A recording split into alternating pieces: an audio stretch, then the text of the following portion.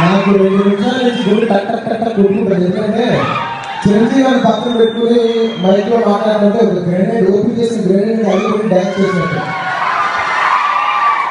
నాకు నిజంగా చిరంజీవి గారు ఉంటే నాకు నిజంగా అది ఫియర్ ఏంటో తెలియదు. నేను ఎక్కువ మాట్లాడలేను. కానీ చివరి ఇవాళ మీరు ఒకసారి భుజం పెడితే నేను ధైర్యంగా మాట్లాడతాను.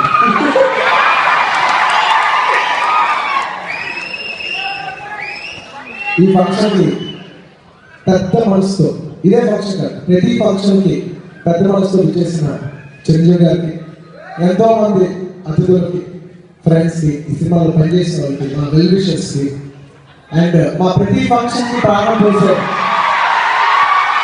మా ప్రతి ఫంక్షన్కి చప్పుడయ్యే మా ప్రాణం, మా మెగా అభిమానులందరికీ నమస్కారం.